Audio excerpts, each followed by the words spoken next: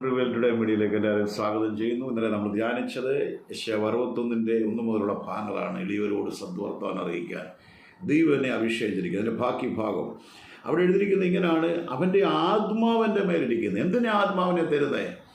ഹൃദയം തകർന്നവരെ മുറിവ് കെട്ടുവാനും തടവുകാർക്ക് വിടുതലും ബദ്ധന്മാർക്ക് സ്വാതന്ത്ര്യം. അപ്പോൾ ദൈവം അഭിഷേകം നമ്മുടെ മേൽ എന്തിനാ പകരുന്നത്? അവിടെ എഴുതിയിരിക്കുകയാണ് ഹൃദയം തകർന്നവർക്ക്. അതായത് listen to me, hallelujah, bind up the broken hearted and proclaim liberty to the captives. ഹൃദയം തകർന്നവരെ തടവുകാർക്ക് വിടുതൽ. എന്താ തടവുകാർ? വെറുതെ ജയിലിൽ കിടക്കുന്ന ഒരു അവസ്ഥയല്ല തടവെന്ന് അവിടെ എഴുതിയിരിക്കുന്നത്. ജീവിച്ചിരിക്കുമ്പോൾ തന്നെയും ബന്ധിതരായി നടക്കുന്നവരുണ്ട്. എന്നെ കർത്താവ് ഒരു വിഷൻ കാണിക്കുകയാണ്. ലാസർ പുറത്തു വന്ന് ജീവനുണ്ടായിരുന്നു, പക്ഷെ അവൻ്റെ കെട്ടുകൾ അഴിഞ്ഞില്ല. ആ റൂമാലും കെട്ടുകളെല്ലാം ഉണ്ടായിരുന്നു. കർത്താവ് പറഞ്ഞ കെട്ടുകൾ അഴിക്കാൻ ഇത്രയൊക്കെ മനസ്സിലാകുന്നത് ഞാൻ പറയുന്നത്. നമ്മൾ നോക്കുമ്പോൾ കുഴപ്പമൊന്നുമില്ല. എൻ്റെ പറയുന്നില്ല, എൻ്റെ ഭാഷയെ ജീവിച്ച് പോകുന്നെന്നുള്ളതേ ഉള്ളൂ.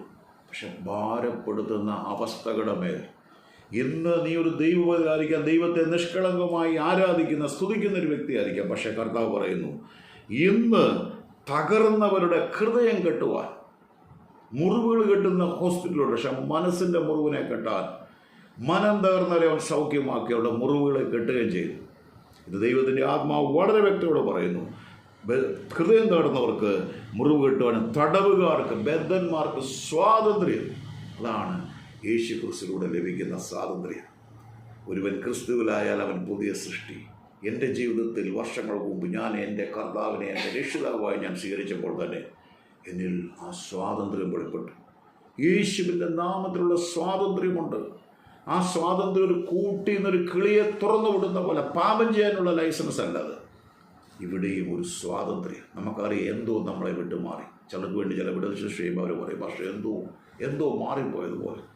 അതുകൊണ്ട് ഇന്ന് മനം തകർന്ന് ഏതെങ്കിലും തരത്തിൽ വെറുതെ മനസ്സിന് ഭാരം, ഒന്നും ഓർത്ത് വ്യാധിപ്പെടാനില്ല, പക്ഷെ എന്തോ ഒരു ഭാരം എന്നെ അലട്ടുന്നു.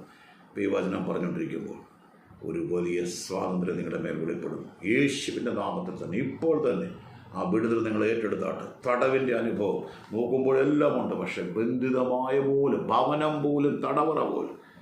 എന്നാൽ പറയപ്പെടുന്ന വചനത്തിൻ്റെ ജീവൻ അഭിഷേകത്തിൻ്റെ ശക്തികളെ തൊട്ട് ആ മുഖം പൊട്ടിമാറട്ടെ. മനസ്സിൻ്റെ മണ്ഡലങ്ങളിലൊരു സ്വാതന്ത്ര്യം വെളിപ്പെടട്ടെ. എന്തെന്നില്ലാത്തൊരു സമാധാനം വെളിപ്പെട്ട്. ലോകം തരുന്ന സമാധാനമല്ല, ഞാൻ എൻ്റെ സമാധാനം തരുന്നു പറഞ്ഞ സകല ബുദ്ധിയുമെന്ന സമാധാനവും ദൈവരാജ്യവും ഭക്ഷണവും പാനീയമല്ല, നീതിയും സമാധാനവും പരിശുദ്ധാത്മാവുള്ള സന്തോഷം നിങ്ങൾ നിറഞ്ഞാട്ടെ.